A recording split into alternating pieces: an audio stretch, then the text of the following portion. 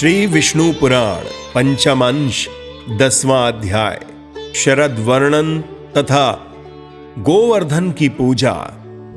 श्री पराशर जी बोले, इस प्रकार उन राम और कृष्ण के ब्रज में विहार करते करते वर्षा काल बीत गया और प्रफुल्लित कमलों से युक्त शरद ऋतु का आगमन हो गया। जैसे गृहस्थ पुरुष पुत्र और क्षेत्र आदि में लगी हुई ममता से संताप पाते हैं, उसी प्रकार मछलियां गड्ढों के जल में अत्यंत ताप पाने लगी। संसार की असारता को जानकर जिस प्रकार योगी जन शांत हो जाते हैं, उसी प्रकार मयूर गण मदहीन होकर मौन हो गए। विज्ञानी गण सब प्रकार की ममता छोड़कर जैसे घर का त्याग कर देते हैं, वैसे ही निर्मल श्वेत मेघों ने अपना जल रूप सर्वस्व छोड़कर आकाश मंडल का परित्याग कर दिया। विविध पदार्थों में ममता करने से जैसे देहधारियों के हृदय सारहीन हो जाते हैं, वैसे ही शरतकालीन ये सूर्य के ताप से सरोवर सूख गए।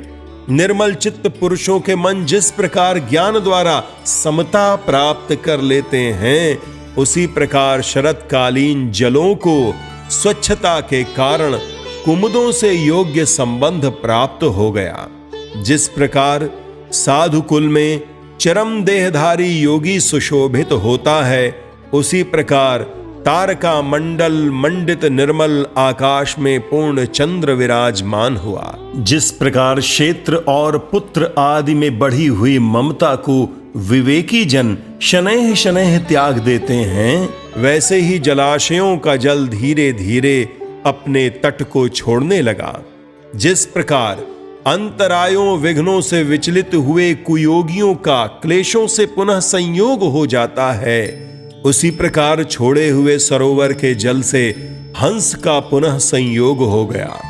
क्रमशः महायोग संप्रज्ञात समाधि प्राप्त कर लेने पर जैसे यति निश्चलात्मा हो जाता है, वैसे ही जल के स्थिर हो जाने से समुद्र निश्चल हो गया। जिस प्रकार सर्वगत भगवान विष्णु को जान लेने पर मेधावी पुरुषों के चित्त शांत हो जाते हैं, वैसे ही समस्त जलाशयों का जल स्वच्छ हो गया।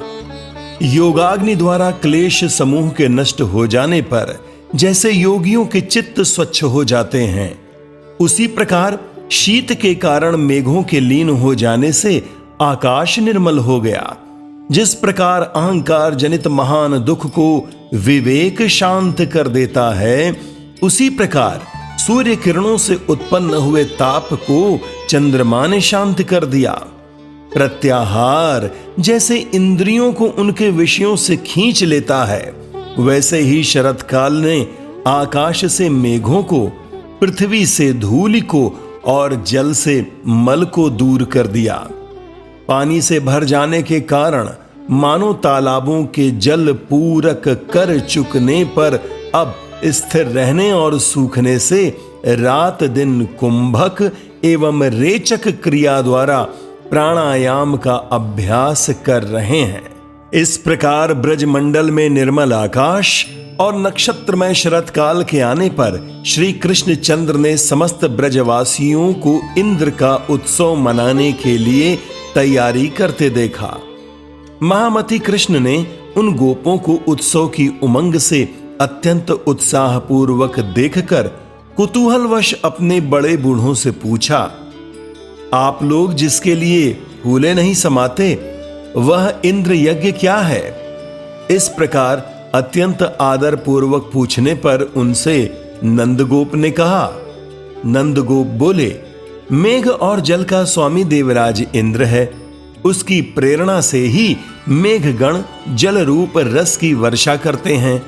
हम और अन्य समस्त देहधारी उस वर्षा से उत्पन्न हुए अन्न को ही बरतते हैं तथा उसी को उपयोग में लाते हुए देवताओं को भी तृप्त करते हैं।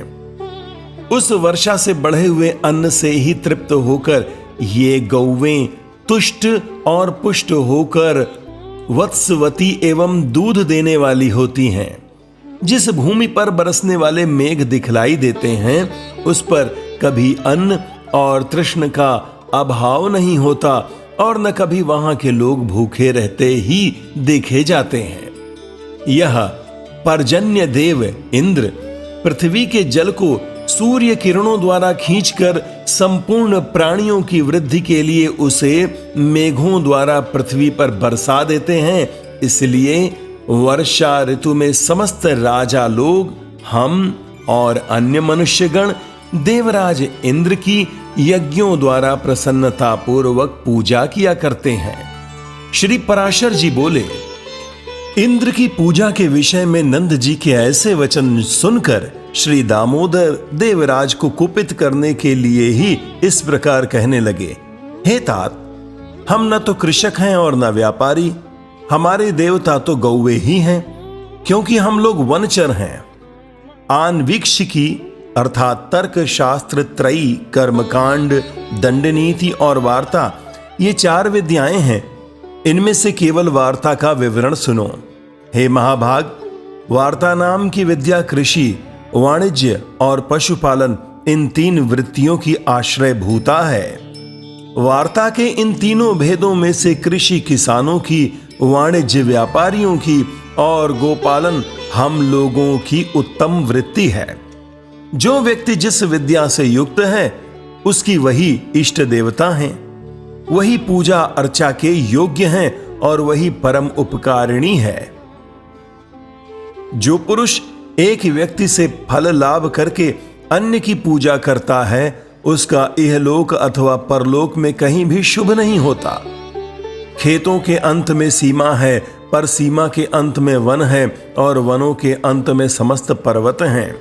वे पर्वत ही हमारी परम गति हैं।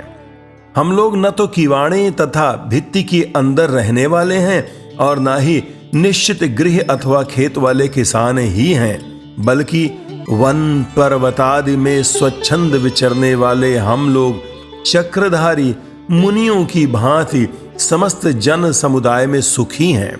अतः गृहस्थ किसानों की भांति हमें इंद्र की पूजा करने का कोई काम नहीं। सुना जाता है कि इस वन के पर्वत गण काम रूपी अर्थात इच्छानुसार रूप धारण करने वाले हैं। वे मनोवांछित रूप धारण करके अपने अपने शिखरों पर विहार किया करते हैं। जब कभी वनवासी गण इन गिरिदेवों को किसी तरह की बाधा पहुंचाते हैं तो वे सिंहादि रूप धारण कर उन्हें मार डालते हैं। अतः आज से इस इंद्र यज्ञ के स्थान में गिरि यज्ञ अथवा गो यज्ञ का प्रचार होना चाहिए। हमें इंद्र से क्या प्रयोजन है? हमारे देवता तो गौवे और पर्वत ही हैं। ब्राह्मण लोग मंत्र यज्ञ तथा कृषक गण सीर यज्ञ अर्थात हल का पूजन करते हैं। अतः पर्वत और वनों में रहने वाले हम लोगों को गिरि यज्ञ और गो यज्ञ करने चाहिए। अतएव आप लोग विधि पूर्वक मेध्य पशुओं की बलि देकर विविध सामग्रियों से गोवर्धन पर्वत की अर्चा पूजा करें।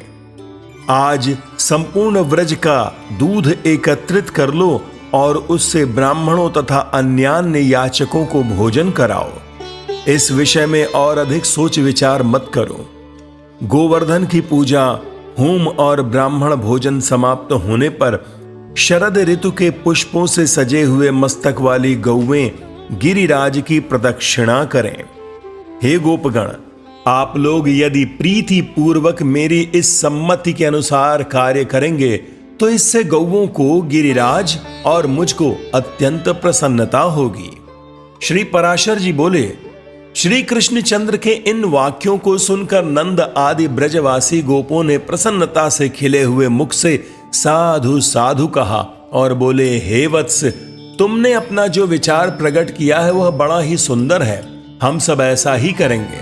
आज गिरि यज्ञ किया जाए। तदनंतर उन ब्रजवासियों ने गिरि यज्ञ का अनुष्ठान किया तथा दही, खीर और मांस आदि से पर्वतराज को बलि दी। सैकड़ों हजारों ब्राह्मणों को भोजन कराया तथा पुष्पार्चित गौवों और सजल जल धर के समान गर्जने वाले साणों ने गोवर्धन की परिक्रमा की। हे द्विज, उस समय कृष्णचंद्र ने पर्वत के शिखर पर अन्य रूप से प्रकट होकर यह दिखलाते हुए कि मैं मूर्तिमान गिरिराज हूं, उन गोप श्रेष्ठों के चढ़ाए हुए विविध व्यंजनों को ग्रहण किया। कृष्णचंद्र ने अपने निज रूप से गोपों के साथ पर्वतराज के शिखर पर चढ़कर अपने ही दूसरे स्वरूप का पूजन किया। तदनंतर उनके अंतर्ध्यान होने पर गोपगण अपने अभीष्ट वर पाकर गिरि यज्ञ समाप्त करके फिर अपने अपने गोष्ठों में चले आए। इति श्री विष्णु पुराणे पंचमे अंशे 10वां अध्यायः।